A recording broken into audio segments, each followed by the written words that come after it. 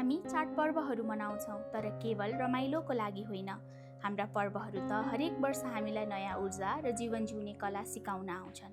के तपाईँले कहिले सोच्नु भएको छ, हाम्रा धेरै जस्तो ठुलो चाडहरू किन उज्यालो पक्ष अर्थात् शुक्ल पक्षमा मात्र पर्दछन्? यसको एउटै अर्थ छ, तमसोमा ज्योतिर्गमय अर्थात् मनको अज्ञानता हटाएर ज्ञानको ज्योति फैलाउनु। बडा दशैं होस् या रामनवमी, बसन्त पञ्चमी होस् या छठ, यी सबै पर्वले हामीलाई सकारात्मक परिवर्तनको मार्ग देखाउँछन्। र रोचक कुरा के छ भने हाम्रो नयाँ वर्ष पनि यही शुक्ल पक्षमै सुरु हुन्छ, चैत शुक्ल प्रतिपदा। जब प्रकृतिले नयाँ पालुवा फेर्दै हुन्छन्, त्यही बेला हामी हाम्रो पात्र पञ्चाङ्ग पनि फेर्छौँ। यो मिति परिवर्तन मात्र चाहिँ होइन, हामी प्रत्येक वर्ष सृष्टिको उत्सव मनाउँदै हुन्छौँ।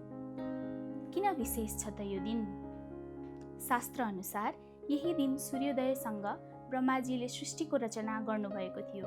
यसै दिनदेखि वर्षको पहिलो नवरात्र वासन्तिक नवरात्र सुरु हुन्छ।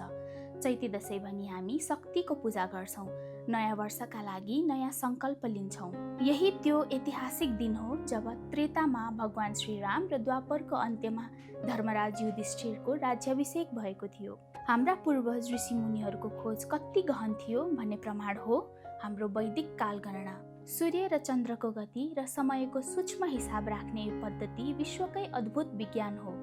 त्यसैले तिथि अनुसार चैत्र शुक्ल प्रतिपदा र गते अनुसार वैशाख 1 गते मेष सङ्क्रान्तिलाई भव्य रूपमा मनाउनु हाम्रो कर्तव्य हो। संस्कृति बुझौँ, संस्कार बचाउँ। आफ्नो जरासँग जोडिनु नै वास्तविक प्रगति हो। यहाँ सबैलाई नयाँ संवत्सर र आउँदो नववर्षको हार्दिक मङ्गल कामना।